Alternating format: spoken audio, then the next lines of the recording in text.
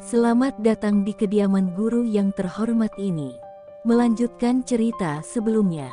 Battle Through the Heavens, Season 6, Chapter 531-532. Xiaoyan sedikit terkejut saat dia melihat ketakutan yang melintas di wajah Lin Yan. Dia segera merajut alisnya sedikit, dan jantungnya mulai bergerak sedikit. Sejak dia berkenalan dengan Lin Yan, orang yang sombong ini tidak pernah menunjukkan rasa takut kepada siapapun. Dia hanya merasakan kekaguman pada kekuatan Lin Xiuya, Liu Qing, dan yang lainnya saat menghadapi mereka. Namun, dia tidak pernah menunjukkan sedikitpun rasa takut pada mereka.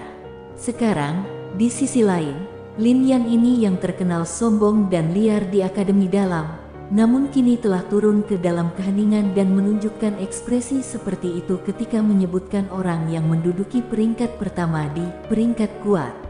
Ini menyebabkan Xiaoyan tidak bisa menjaga ketenangan hati. Saya hanya bertanya secara acak. Senior Lin Yan tidak perlu mengingatnya. Xiaoyan tersenyum sedikit setelah keheningan berlanjut untuk beberapa saat. Dia terus tersenyum saat berbicara dan dengan lembut meletakkan cangkir tehnya. Ekspresi wajah Lin Yan akhirnya menjadi sedikit rileks setelah mendengar kata-kata Xiaoyan. Dia mengeluarkan senyum pahit saat dia menghela nafas. Aku benar-benar tidak ingin menyebut orang itu. Saya pikir Anda akan dapat melihat orang itu dalam kompetisi besar 1 bulan dari sekarang. Namun, saya akan memberi Anda beberapa saran terlebih dahulu. Jika Anda bertemu orang itu dalam kompetisi, Anda tidak boleh membuat marah orang itu apapun yang terjadi. Anda juga bisa mengaku kalah jika tidak memungkinkan. Petik 2. Xiaoyan mengerutkan bibirnya dan mengangguk dengan tenang. Seberapa kuat orang yang menduduki peringkat pertama di peringkat kuat? Xiaoyan tiba-tiba merasakan keingintahuan pada orang itu saat pikiran ini melintas di dalam hatinya.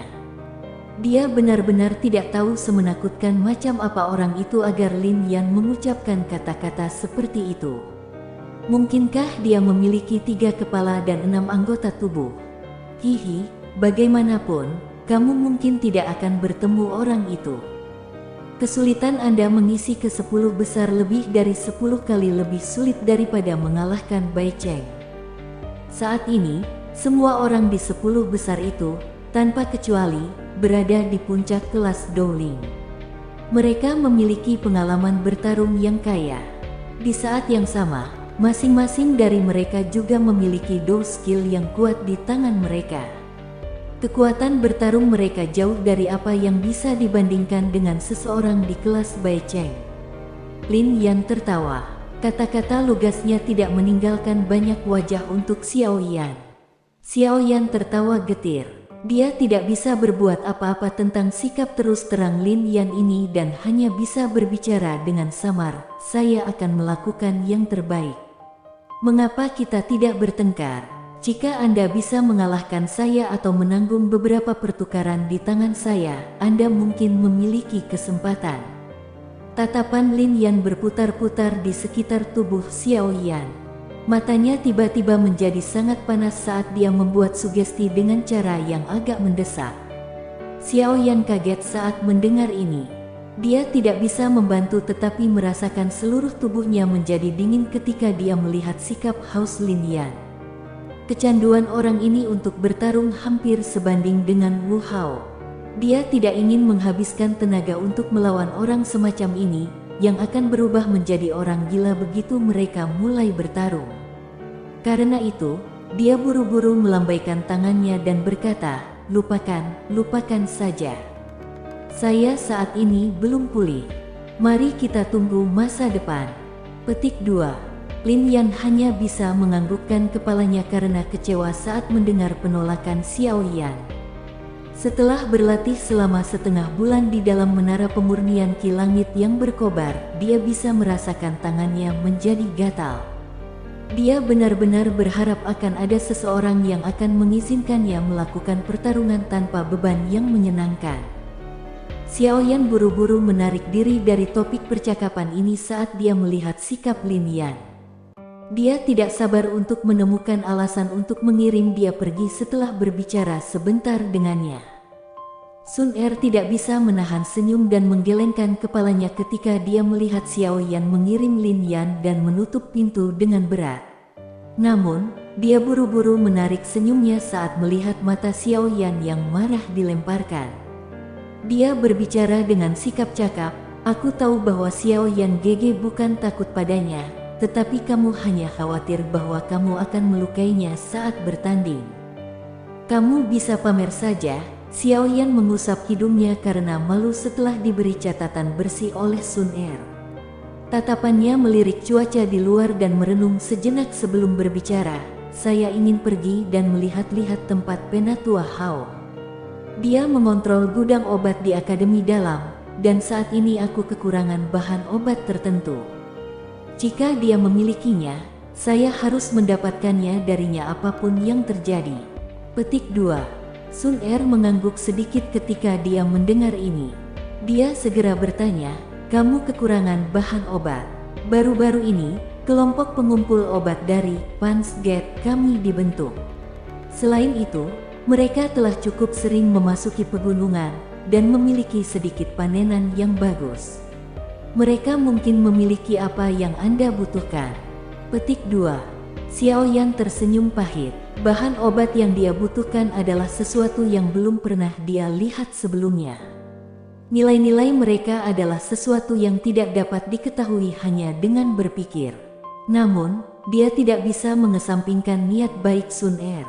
Oleh karena itu, dia akhirnya mengucapkan nama bahan yang dia inginkan setelah berpikir sejenak, "buah api es."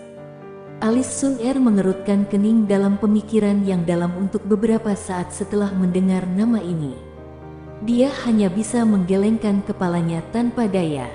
Dia memeriksa daftar apa yang telah dipanen oleh kelompok pengumpul obat tetapi tidak menemukan ramuan obat ini di antara nama-nama yang terdaftar. Xiao Yan tidak merasa terkejut saat melihat Sun Er bertindak seperti ini. Dia mengucapkan selamat tinggal pada Sun Er sebelum membuka pintu dan pergi. Xiao Yan melihat ke kiri dan ke kanan begitu dia meninggalkan rumah. Dia menemukan tempat terpencil sebelum memanggil sayap awan ungu. Akhirnya, dia melompat tinggi ke langit sebelum terbang keluar dari area siswa baru. Tatapannya melirik ke bawah ketika dia terbang melewati pintu masuk dan memang menemukan beberapa orang sedang menyelinap di samping pintu masuk, menjaganya. Dia segera tertawa pahit. Saat dia mengepakkan sayapnya, tubuhnya berubah menjadi bayangan hitam samar yang menghilang ke kejauhan di bawah penutup langit yang secara bertahap menjadi gelap. Ada banyak ahli dalam Akademi Dalam dan Xiao Yan tidak ingin mengundang masalah. Oleh karena itu, dia mendarat di tempat di mana hanya ada sedikit orang setelah menghindari orang-orang yang memiliki pikiran untuk menantangnya. Dia menarik sayap awan ungu sebelum dia dengan cepat berjalan ke gudang bahan obat dari Akademi Dalam. Sebagai tempat Akademi Dalam menyimpan bahan obat yang berharga, gudang yang mengelola bahan obat ini memiliki keamanan yang cukup ketat. Tidak hanya ada Penatua Hao, seorang Dowang, yang menjaga tempat ini, tetapi ada juga lebih dari 10 instruktur yang berpatroli selama 24 jam sehari. Tempat semacam ini adalah tempat yang dilarang dimasuki oleh siswa biasa. Mungkin itu karena Penatua Hao telah memberikan instruksi sebelumnya, tetapi Xiao Yan tidak diusir darinya setelah dihentikan oleh instruktur patroli. Sebaliknya, setelah mengkonfirmasi identitas Xiao Yan, yang akhirnya membawa Xiao Yan ke Penatua Hao. "Dalam 2 bulan aku tidak bertemu denganmu, kamu benar-benar telah mencapai kelas Dowling. Selain itu, Anda bahkan mengalahkan Bai Cheng, yang merupakan bintang 6 Dowling. Kamu benar-benar tidak buruk." Penatua Hao, yang awalnya memeriksa bahan obat yang disimpan dengan tergesa-gesa meletakkan barang-barang di tangannya ketika dia mendengar Xiao Yan datang mencarinya. Dia memerintahkan bawahannya untuk membawanya masuk sebelum tersenyum dan menatap Xiao Yan. Jelas, dia sudah mendengar masalah itu di fighting arena. "Aku hanya beruntung." Xiaoyan membungkuk sedikit ke arah Elder Hao saat dia tersenyum. Hanya setelah instruktur pergi, dia diam-diam berbicara tentang maksud kunjungannya. Kali ini, saya datang untuk mencari Penatua Hao terutama karena saya kekurangan bahan obat untuk memperbaiki pil obat. Oleh karena itu, saya ingin datang ke sini untuk melihat-lihat apakah saya dapat menemukannya. Sekarang kekuatanku telah meningkat sedikit. Aku kemungkinan akan memiliki tingkat keberhasilan yang lebih tinggi dalam menyempurnakan pil kekuatan naga itu. Petik 2. Tatapan Xiaoyan dengan saksama mengamati ekspresi Penatua Hao. Hanya setelah melihat wajah yang agak bahagia yang terakhir setelah dia mendengar beberapa kata terakhir, Xiaoyan menghela nafas lega. Ramuan obat yang ditempatkan di sini cepat atau lambat akan diambil oleh bajingan tua dari Departemen Alkemis dengan menggunakan beberapa alasan. Penatua Hao melambaikan tangannya dan berjalan mendekati Xiaoyan dengan sikap yang agak sungguh-sungguh. Dia menepuk bahu Xiaoyan saat dia tersenyum dan berkata, "Xiaoyan, aku tidak akan mengatakan kata-kata lain yang tidak perlu kepadamu. Jika Anda hanya dapat memurnikan satu pil obat yang saya rasa puas, saya akan mengizinkan Anda untuk mengambil satu bahan obat acak dari gudang ini." "Apa yang kamu katakan?" Xiaoyan terkejut. Satu jenis ramuan obat dengan imbalan pil obat yang akan membuatnya puas. "Ini, Anda seharusnya tidak berpikir bahwa saya memanfaatkan Anda. Saya pikir ramuan obat yang bahkan menurut Anda sulit ditemukan kemungkinan akan sangat langka. Anda tidak akan rugi jika Anda menukar pil obat dengan bahan obat tingkat ini." "Apa yang kamu katakan?" Penatua Hao tertawa, dengan jelas memahami apa yang dipikirkan Xiaoyan di dalam hatinya ketika dia melihat Xiaoyan ragu-ragu. Xiaoyan mengangguk sedikit setelah diam-diam merenung sebentar. Jika tempat ini benar-benar memiliki bahan obat terakhir yang diperlukan untuk memperbaiki pil roh tanah, buah api es asparagus, dia tidak benar-benar kalah dengan menggunakan pil kekuatan naga untuk menukarnya. Namun, dia tidak akan rugi hanya jika dia menukar ramuan obat ini. Jika itu adalah ramuan obat lain, sepertinya bisnis ini tidak sepadan. "Baik, saya akan melakukan seperti yang disarankan Penatua Hao." Petik 2. Senyum cemerlang muncul di wajah Penatua Hao ketika dia mendengar Xiaoyan setuju. Kerutan di dahinya juga menjadi lebih rileks. Dia secara acak membuang item putih salju dan berkata, "Ini adalah tempat di mana gudang manajemen menyimpan bahan obat yang paling berharga. Pergi dan cari di sana. Anda dapat datang dan memenuhi transaksi kami jika Anda menemukannya." Petik 2. Xiaoyan buru-buru menerima item putih salju itu. Matanya meliriknya. Ini sebenarnya adalah pelat batu giok yang terbuat dari batu giok putih. Ada berbagai tanaman obat yang menyerupai kehidupan terukir di atasnya. Aroma obat yang samar merembes keluar darinya, menyebabkan seseorang merasa rileks dan bahagia. Akademi dalam ini benar-benar memiliki fondasi yang dalam. Bahkan pelat giok ini sebenarnya dibuat dengan bahan giok yang sangat langka. Xiaoyan bergumam di dalam hatinya saat dia memegang piring giok. Dia tidak terus tinggal, tetapi berbalik dan berjalan ke pintu yang menuju ke gudang bahan obat. "Betul sekali, teman kecil, ingatlah untuk hanya mencari hal yang Anda butuhkan. Jangan menyentuh apapun secara acak. Ada jejak energi pada benda-benda itu. Saya akan bisa merasakannya segera setelah disentuh sedikit." Penatua Hao mengingatkan sebelum Xiaoyan masuk. Bahan obat di dalamnya terlalu berharga dan akademi dalam tidak bisa mentolerir jika tidak mengambil tindakan pencegahan. "Hehe, Penatua Hao, Anda dapat yakin. Xiaoyan bukanlah orang yang tamak." Xiaoyan tertawa.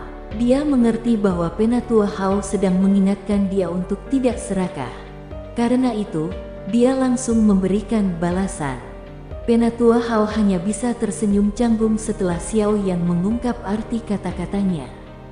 Dia melambaikan tangannya dan sekali lagi duduk kembali ke kursi untuk memeriksa dokumen bahan obat. Xiao Yan tersenyum sedikit, mendorong pintu, dan masuk. Sebuah koridor luas berada di belakang pintu.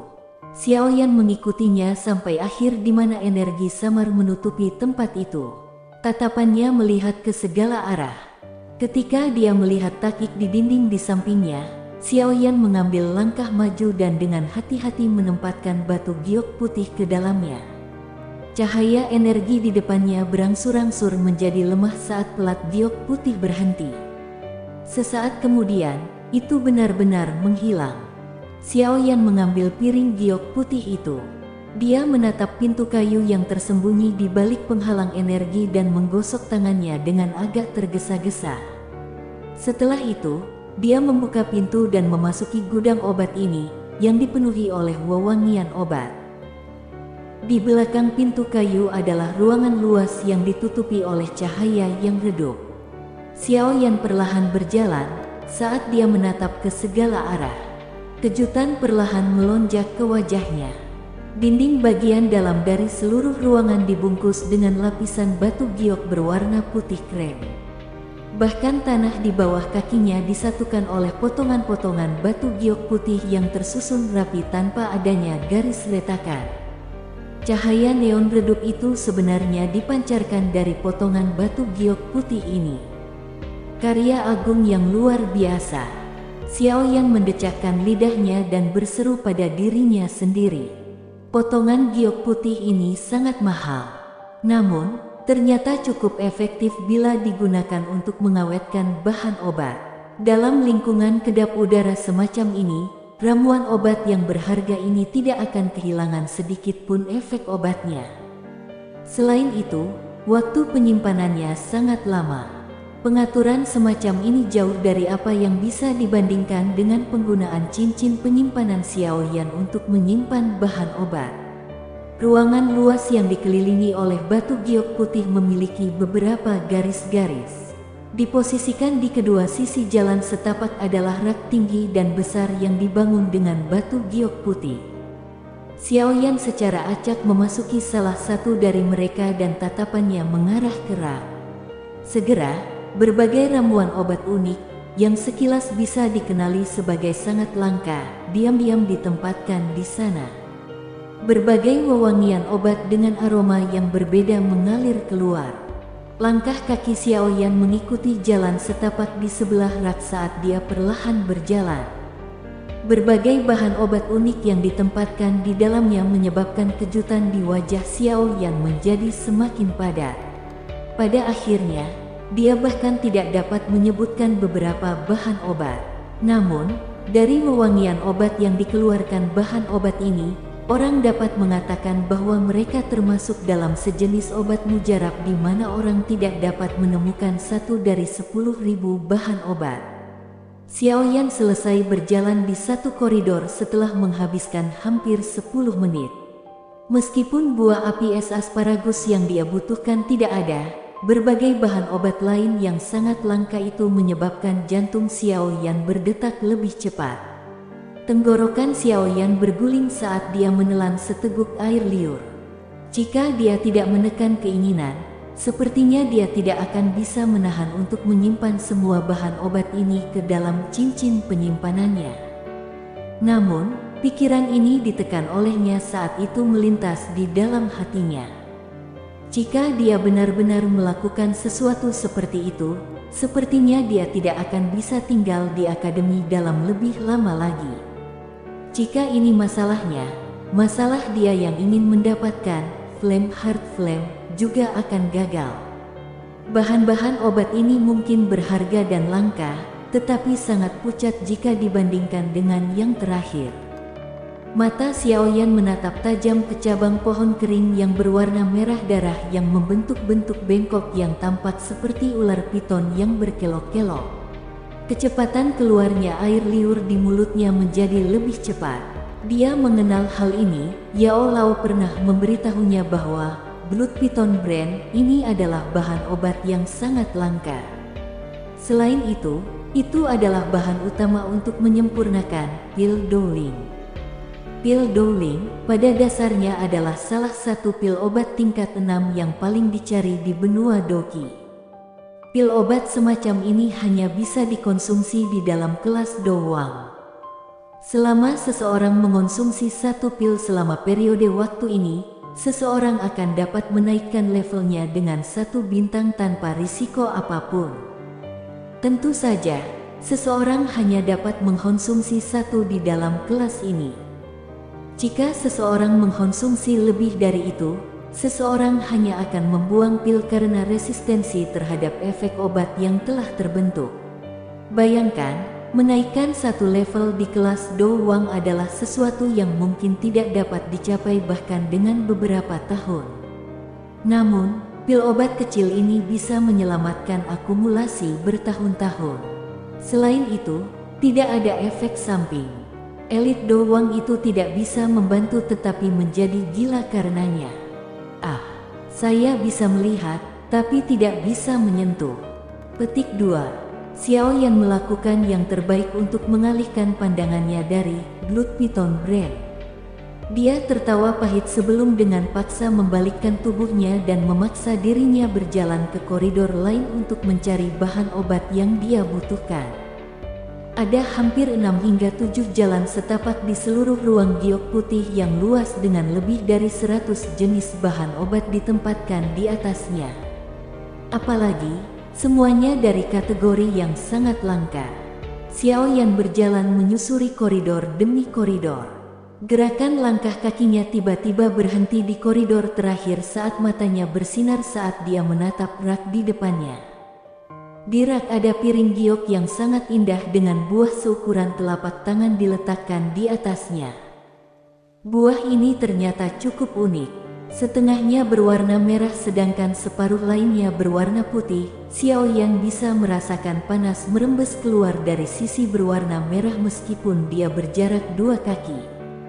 Sisi berwarna putih, di sisi lain, memancarkan suhu sedingin es yang sama sekali berbeda. Kedua afinitas yang sangat berbeda ini digabungkan dengan sempurna menjadi satu buah. Harus dikatakan bahwa alam benar-benar unik dan tak tertandingi. Selain itu, ada tanda garis samar menyebar di permukaan buah ini yang mengandung 2 kesamaan es dan api. Garis-garis ini ada di semua tempat dan tampaknya memiliki pola tersembunyi tertentu. Namun, jika seseorang mempelajarinya dengan hati-hati, seseorang akan melihat ada energi kekacauan yang tidak dapat dipahami. Xiao Yan terkejut saat melihat buah unik ini. Meskipun Xiao Yan belum pernah melihat apa yang disebut buah api es asparagus sebelumnya, dia masih bisa menyimpulkan dari deskripsi Yao Lao bahwa benda di depannya harus menjadi bahan obat terakhir yang dia cari dengan getir. Buah api es asparagus, saya akhirnya menemukannya. Akademi dalam ini memang memiliki banyak koleksi. Ia bahkan mampu memiliki ramuan obat yang langka. Kegembiraan di wajah Xiao Yan sulit disembunyikan. Dia menggosok tangannya dengan penuh semangat dan mengulurkan tangannya untuk mengeluarkan buah api es asparagus. Namun, dia baru saja mengulurkan tangannya ketika tangan yang sangat halus dan kecil sepertinya muncul entah dari mana dan mengambil buah api es asparagus dari piring giok di bawah tatapan Xiao Yan yang terkejut. Xiao Yan sebenarnya tidak dapat bereaksi pada saat targetnya direnggut. Tatapannya menatap piring giok kosong itu dengan tatapan kosong. Sesaat kemudian, dia tiba-tiba menoleh seperti kilat. Tatapannya menimbulkan keterkejutan saat dia melihat ke samping. Sudut mulut Xiao Yan berkedut sedikit saat tatapannya yang terkejut melihat pemilik tangan kecil di sampingnya. Orang yang muncul di samping Xiao Yan adalah seorang gadis muda dengan pakaian putih yang setinggi pinggangnya. Gadis kecil itu tampaknya berusia 12 hingga 13 tahun. Rambut ungu pucatnya dibiarkan sampai ke pinggang dan wajahnya sangat lembut. Penampilan gadis itu cantik, putih, dan jernih, dan sepasang mata berair hitamnya berkedip pada Xiao Yan. Tampaknya memiliki kekuatan iblis yang menyebabkan guncangan di hati Xiao Yan secara bertahap menghilang. Tenggorokan Xiao Yan menggulung sedikit. Tatapannya beralih ke bawah perlahan hanya untuk menemukan bahwa tangan kiri gadis kecil itu memegang bahan obat berwarna emas yang tampaknya memiliki afinitas emas. Tangan kanannya mengepalkan erat target perjalanannya saat ini, buah api es asparagus. Xiaoyan mengedipkan matanya. Dia mengingat kejadian itu sebelumnya dan kejutan tiba-tiba memenuhi hatinya. Kapan gadis kecil ini muncul di sisinya?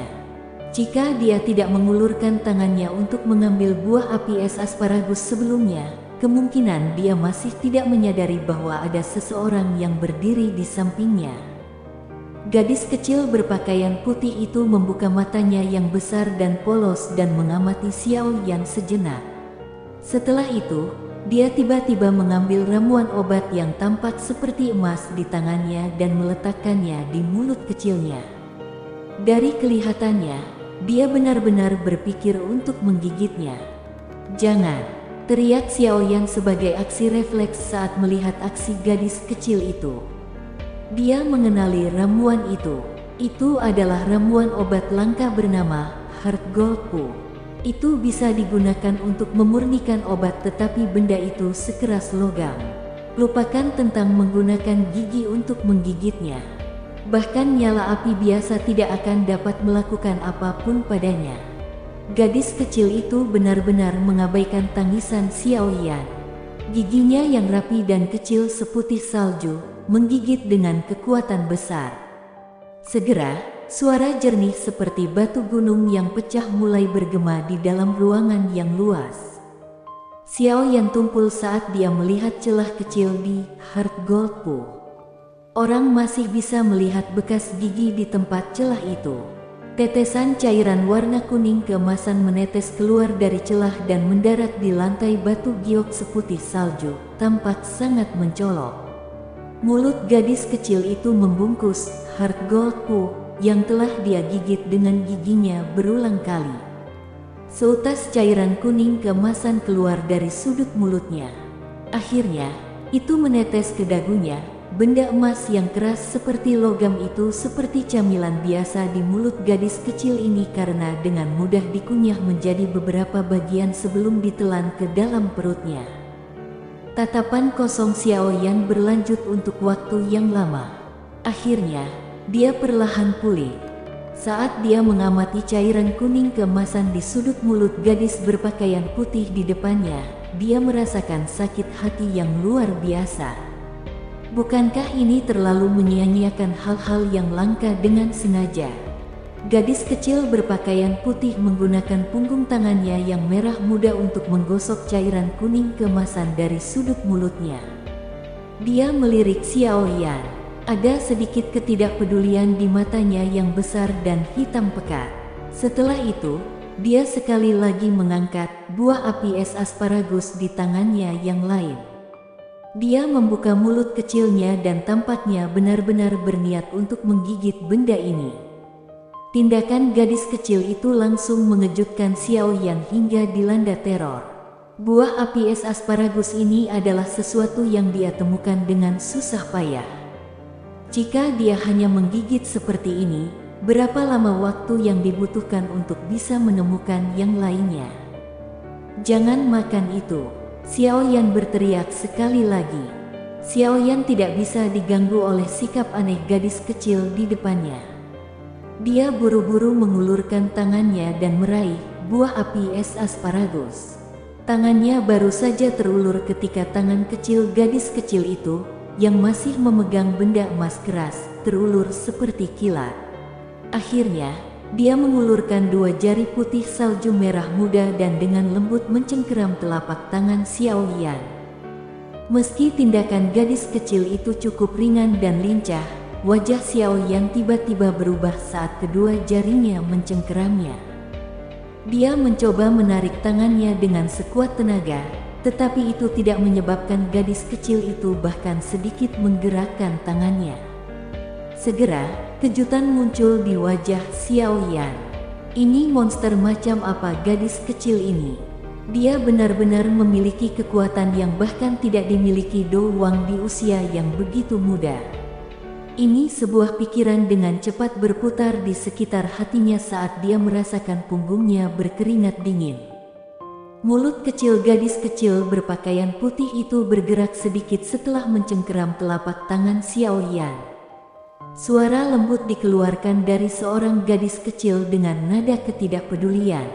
Xiao Yan tidak tahu apakah dia salah, tapi dia bahkan merasa bahwa suara lembut ini mengandung niat membunuh. Kamu ingin mengambil barang saya?